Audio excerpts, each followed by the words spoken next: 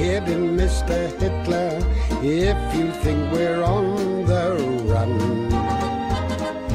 We are the boys who will stop your little game. We are the boys who will make you think again.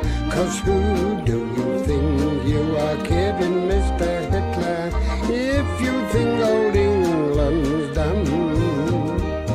Mr. Brown goes off to town on the A21, but he comes home each evening and he's ready with his gun. 'Cause who do you think you are kidding, Mr. Hitler, if you think old England's done?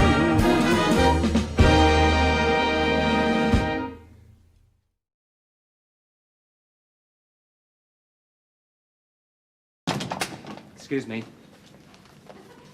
Excuse me. Mr. Mannering said he doesn't want the phone to ring during the broadcast.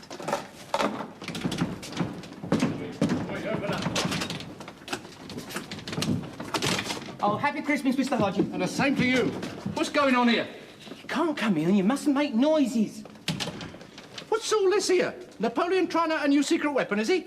Why was the door locked? Don't you read the Radio Times? I haven't got time to read all that rubbish. There's a war on. We're taking part in the lunchtime Christmas Day programme. To absent friends, soldiers all over the Empire send their greetings. Since when are you lot being soldiers? We're doing the bit where it says, greetings from a Home Guard unit. Somewhere on the south coast of England. We're doing the bit just before the King's speech. God blimey, as if he hasn't got enough to put up with. Dear oh Lord. Oh, I shan't want to miss this. I'll go and listen to it on the Verge's wireless. I'll bet you lot make a right mess of it. Oh, dear, oh, dear.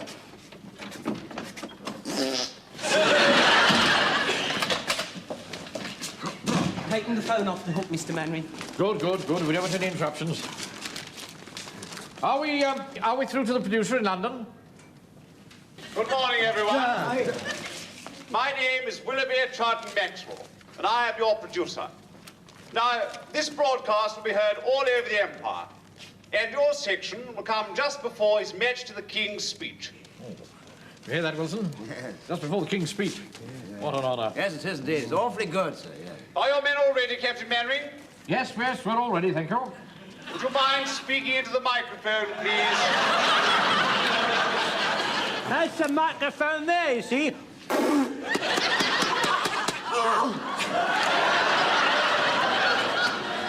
Don't do that. Don't do that. Don't do that, Jones. Now, I'd like to try a voice test. Will someone speak, please? Yeah, you do it, Wilson. Well, what shall I say? Oh, don't ask me, ask him. Right, sir. What shall I No, say? not here. Oh. That's the microphone. Don't do that. Don't do that. Will you stop doing that? What shall I say? Oh, anything you like. Try a nursery rhyme. Right. There was a young lady from Buckingham whose idea of... Right, carry on. Right, I'll do my best. Lavender blue, dilly dilly. Lavender green, I'll be your king, dilly dilly. If you'll be my queen. That was awfully good. Was it really? I'm so glad you liked it. You really have an excellent microphone voice. Oh, do you really think so? Have you ever done any of this sort of thing before? Well, as a matter of fact, I once played the White Rabbit in Alice in Wonderland when I was at school. Really? Yes. So did I. Did you really?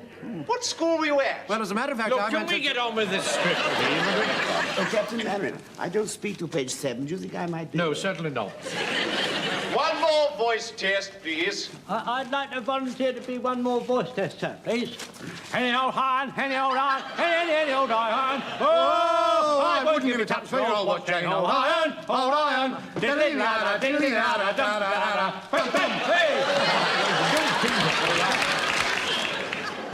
I'm terribly sorry, engineer. I'll see to that when they happen again. Poem! Don't worry about that. Poem by Robert Burns. We sleeked current timorous beastie, oh, what a panics in thy breastie. Thou need to start away so hasty with bicker and brattle. I believe the run and chase thee with murder and pattle. Was that nice and clear? I do not want 7 more verses. Never mind that. Get back in your place, please. Settle down, and let's start on the script, please. And I want you to read the lines in perfectly normal, natural voices. Hello, soldiers of the Empire. I am a Home Guard commander in charge of a platoon somewhere on the south coast of England. And I am the sergeant. I'm second in command. And I am the Lance Corporal. I'm third in command. Just a minute. Could the officer speak a little more clearly, please? What's the matter? Can't you understand what I'm saying? Well, the fact is you don't sound very much like an officer. Try and make your voice a little more officerish.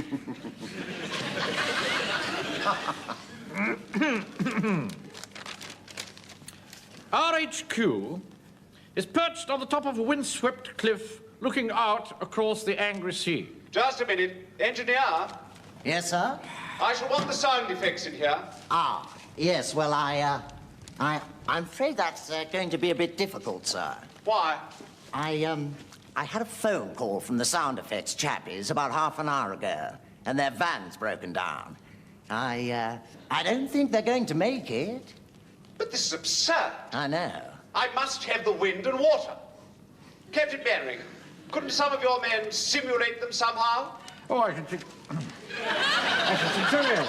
Captain Mannering, I'd like to volunteer to stimulate the surge of the sounding sea.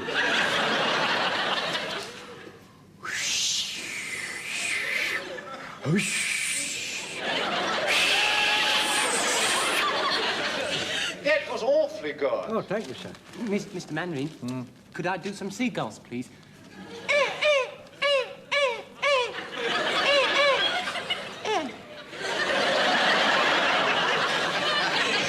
Captain Mannering, shall I make wind? Another remark like that, Walker, I shall order you off the broadcast. Start again, please, with the sound effects. RHQ is perched on top of a windswept cliff looking across the angry sea. And while you are eating your Christmas dinner, we are guarding half a bit lower, Pike, a bit lower. Not down there, lower your voice. Oh, sorry. From the ever-present threat across the channel. I decided we don't just sit here. It's time for us to go out on patrol. On patrol, sir. On patrol, everyone. Time for us to go out on patrol. I speak to my sergeant. Sergeant, it's time for us to go out on patrol. Cor blimey, sir, so it is. And it ain't half cold and all. What? Well, that's what it says here. Corporal, it's time for us to go out on patrol. Men, it's time for us to go out on patrol. The men now realize that it is time for them to go... Who wrote this rubbish? I did. Look here, now, do be very careful what you say, sir. He can hear every word, you see.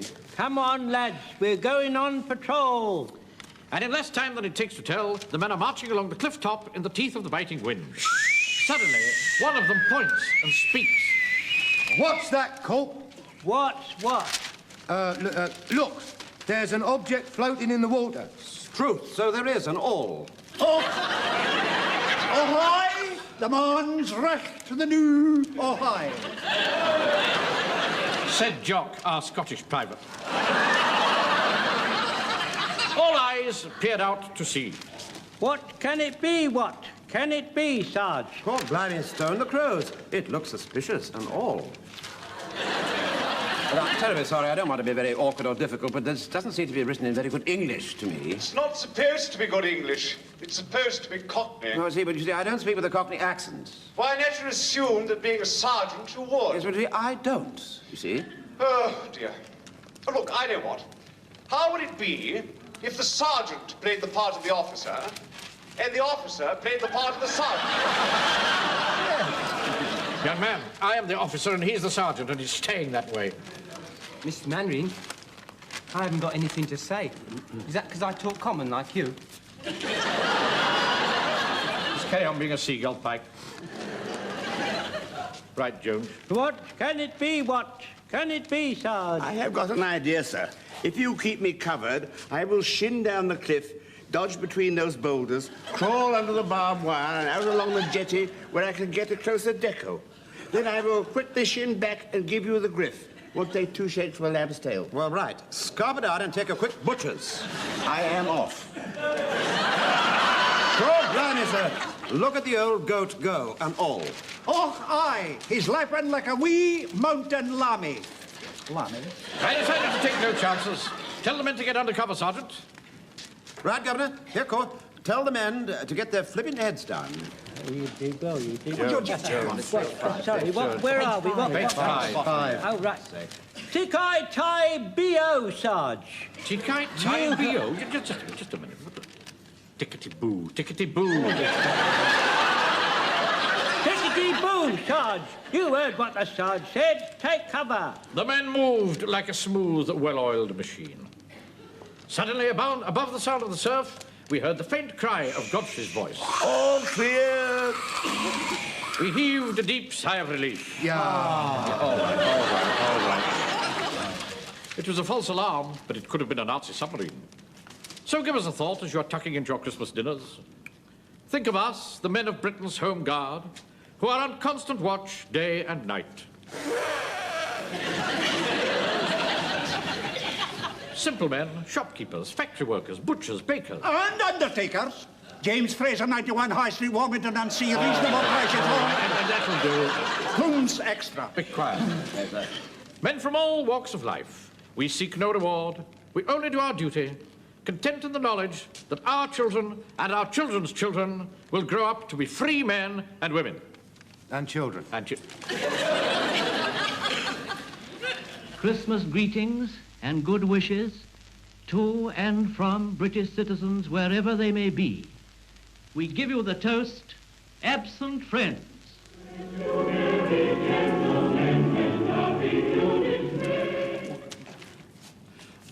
Yeah, it's getting a bit late, isn't it, sir? Yes, it is. We ought to be on the air by now. Yeah. What's happened? I can't quite make it out. Nothing's coming through. But don't worry.